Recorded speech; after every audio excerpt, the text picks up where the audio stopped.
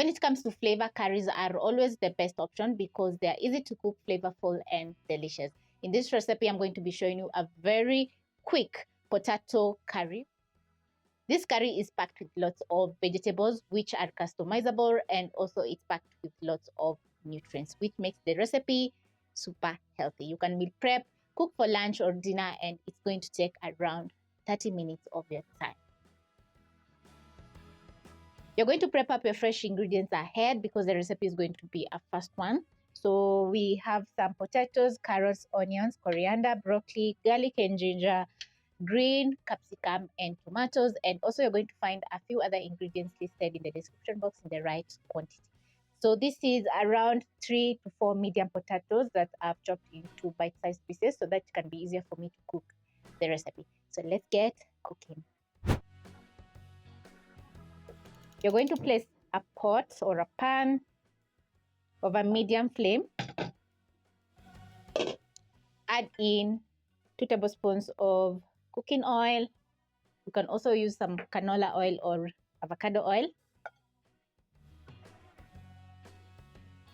Once the oil is ready, you're going to add in 1 medium chopped onion.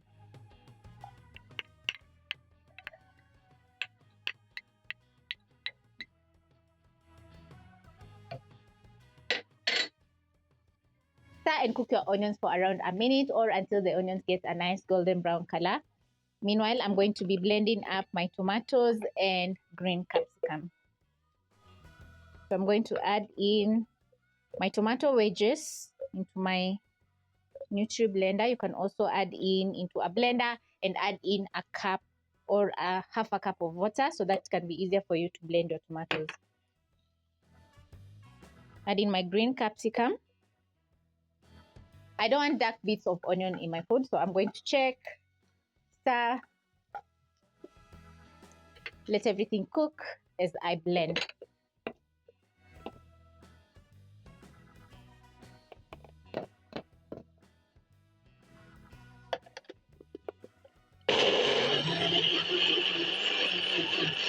Once I have a smooth tomato puree, it's time to check on my onions.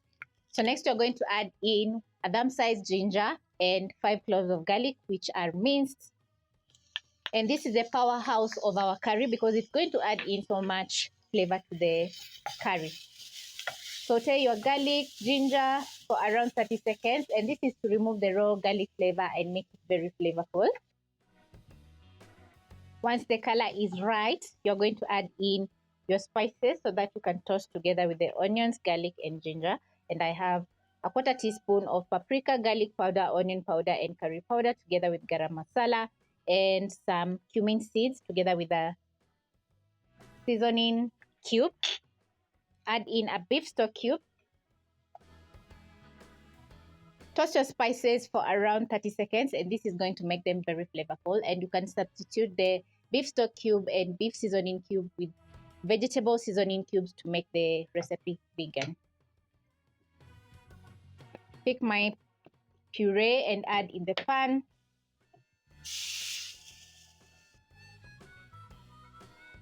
I'm going to add in a splash of water in my blender, transfer to the pan and stir in everything. As the tomatoes are cooking, you're going to add in your chopped up potatoes. This is a very simple recipe which you can throw in all the ingredients. Your carrots, which are chopped into bite-sized pieces. Mix up.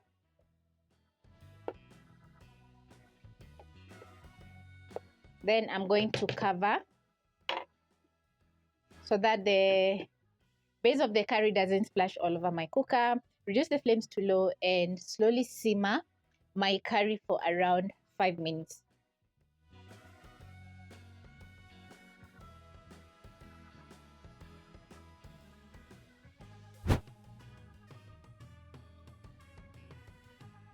After 5 minutes, I'm going to check on my curry.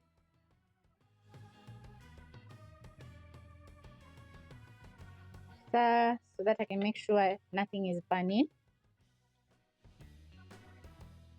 Check the seasoning. And it's so delicious, but I need a little bit of salt. Around pinch, stir in. The cooking time for your potatoes is going to depend on how big or how small you have chopped up your potatoes. Mine are medium size, so it's going to take around 10 minutes to slowly simmer my curry so that all the flavors can infuse and seep into the potatoes or into the veggies. So if you start taking a little bit longer, you can add in a splash of water, reduce the flames, and let everything simmer. So I'm going to grab some water and add in half a cup. The potatoes are almost. Stir in the water. If your dish is a little bit acidic, you're going to add in around a quarter teaspoon of sugar so that it can stabilize the acidity of the dish. Mine is perfect. So I'm going to cover and simmer for 5 more minutes. In the 8th minute, I'm going to add in my broccoli so that it can cook for 2 minutes together with the rest of the veggies. You want a nice tender broccoli that is not overcooked.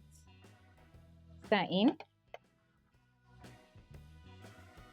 I absolutely love how my curry is looking at this point. Check the seasoning a final time, and it's just mouth-watering.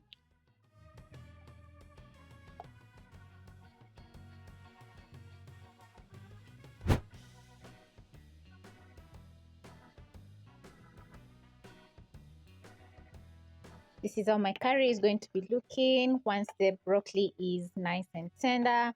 So the final step is to garnish. You can add in some coriander or parsley.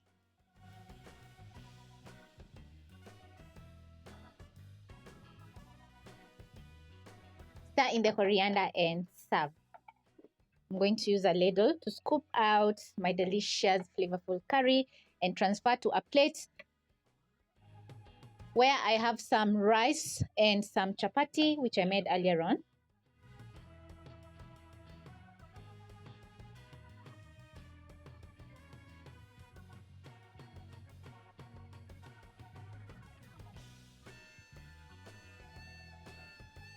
Chapati and rice are the perfect combo when it comes to potato curry because we have some veggies which are luscious, delicious, and full of flavor. So yeah, you can choose either chapati or rice. I chose both because I'm going to be enjoying my lunch to the fullest.